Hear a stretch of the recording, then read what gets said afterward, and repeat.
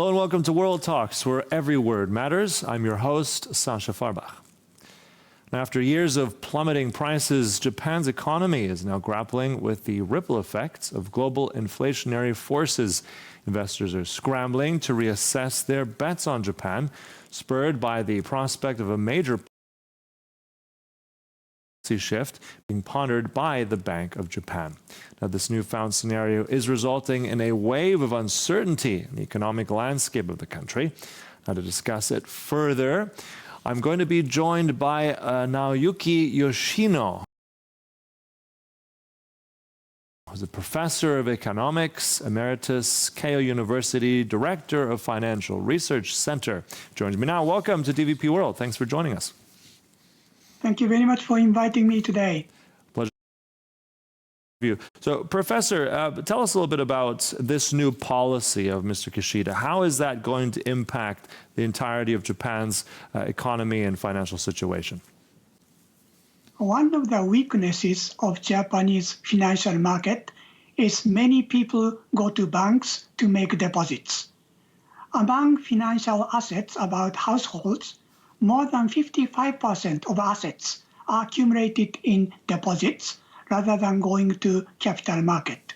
So one of the policies for Prime Minister Kishida is diversify Japanese asset allocation from deposits to much more capital. That is one. Secondly, our asset managements are very poor compared to US or United Kingdom. In these 20 years, United States, their financial assets increased more than 3.4 times. In case of UK, their financial assets in these 20 years increased 2.7 or 2.6. But Japan only achieved 1.4. So that is the weakness of Japanese financial assets allocation. That is why Prime Minister Kishida is very keen to strengthen Japanese capital market and also increase our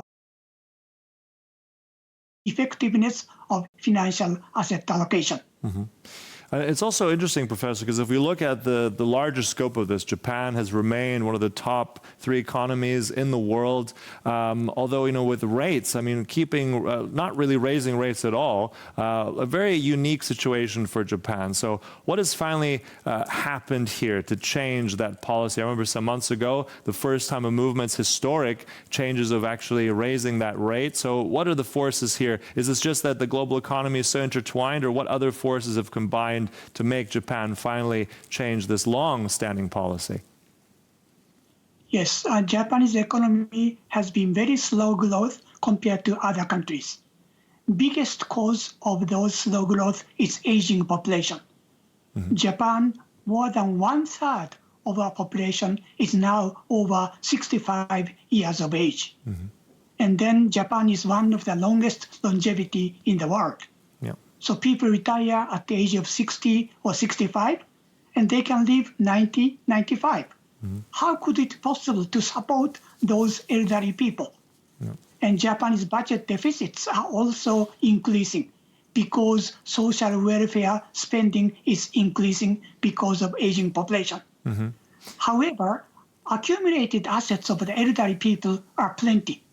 So if asset allocation of Japan will be strengthened, then Japanese economy can recover and elderly people can receive much higher income from asset allocation.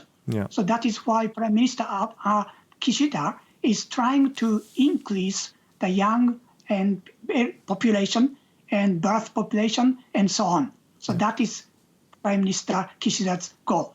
Right.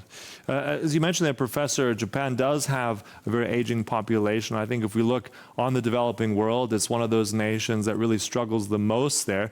Aging population, declining population at the same time.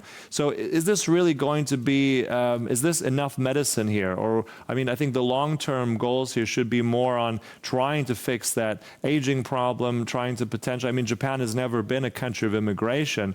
What is the plan there? Economics is one thing, but I think as terms of the entire population as a society, what are the Prime Minister's plans or indeed government plans to offset that next major problem, which is, I think, also at the core of this? Yes, there are 2 or 3 points by Prime Minister Kishida. Number one is increasing birth rate of the children.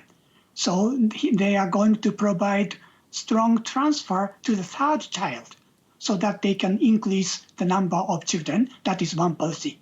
Second one is Japan is easing foreign workers in Japan to work. And I think most important thing for them is their second generation. First generation who are coming to Japan has their own skill, but their children has to learn fluently to speak English, to speak Japanese, and to accommodate with the Japanese society. So we will definitely open our market for foreign workers and also foreign assistants. However, we need education for their children. Yeah. And thirdly, we should postpone retirement age.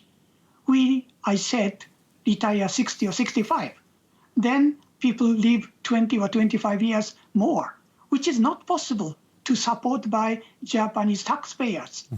And many people would like to work, to keep on working. So we should stop seniority wage rate, and wage rate should be paid by productivity. And also we should postpone our retirement age so that we can utilize their knowledge and skills of their elderly people. So those are the three solutions what Japan should introduce. Yeah.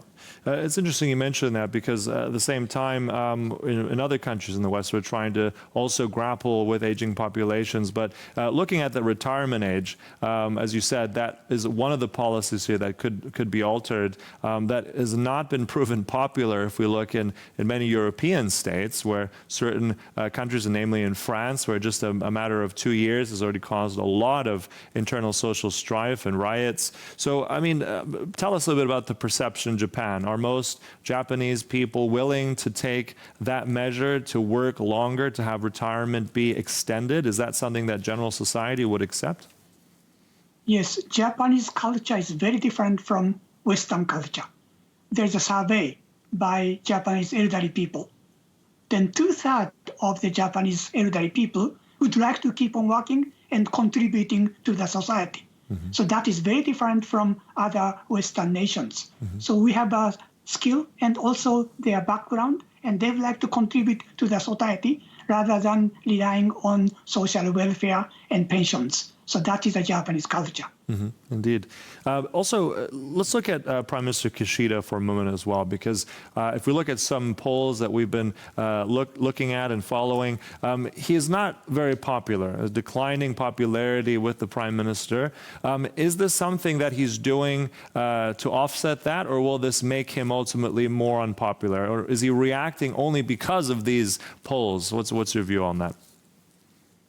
I think his popularity is declining because he has had so many transfer policies to elderly people and also to young people to have much more children.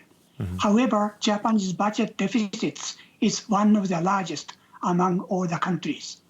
So we have to tighten our fiscal spending, but at the same time, we have to grow our Japanese economy. So Prime Minister's criticisms comes to his transfer policy rather than strengthening Japanese technology and economic growth. Japan has a huge potential of technology and new equipments, robots, and so on. That can be utilized to enhance our economic growth. So he should change his transfer policy rather than structural change and also utilize our skills. Those are the most important recovery for him to regain his popularity. Yeah. And how might this affect, Professor, the international reaction, the international business reaction to Japan? I mean, if we're looking, as we had touched on, these are quite serious changes happening in Japan, very much also with the Bank of Japan raising its rates. How is that going to impact financial markets, not just in Asia, but globally? Japanese former governor Kuroda has introduced negative interest rate policy. So he set it up, short-term interest rate, up to 10 years, it became negative. That has a big negative impact for banking businesses because lending rate has been shrunk. so they could not make enough profits. At the same time, banks cannot invest into Japanese government bond because government bond up to 10 years is negative. So many Japanese banks started to invest into abroad. So Prime Minister Kishida is going to introduce strong financial sectors into Japan, especially asset management sectors into Japan. That has a big impact in the improvement of Japanese asset allocation and performance of our economy. Yeah. So I think it is very good for the foreign asset management companies to come to Japan right now. Yeah. And also, I'm curious because I think this is worth mentioning. I believe the sources that I've heard is that one of the countries which received the most attention, many visitors by different delegations on a political level from Japanese higher level ministers has actually been Poland. So just tell us briefly now at the end the interest of the Central Eastern European region, namely Poland, for Japanese investors and Japanese business ties. I think Japan has still very strong technology, and it is very good for Poland to invite Japanese manufacturing industries into their own country. And robot technology is also developing. So I think Poland can have a good connection into introducing new technologies and new robot and so on. That will help the Poland. Furthermore, Poland will also be facing with some aging population in the future. Then the robotic and those technologies will help Poland to gain your economic growth. Yeah, and I think in terms of highly skilled workforce, also Poland connects as a logical fit there for Japanese investment. So interesting times ahead. We'll have to conclude there. Thank you so much. That was Professor Naoyuki Yoshino, based in Japan. Thank you for your insights today. Appreciate it. Thank you very much. Thank you for watching. That concludes World Talks, but stay tuned. Much more coming up right here on TVP World. Goodbye.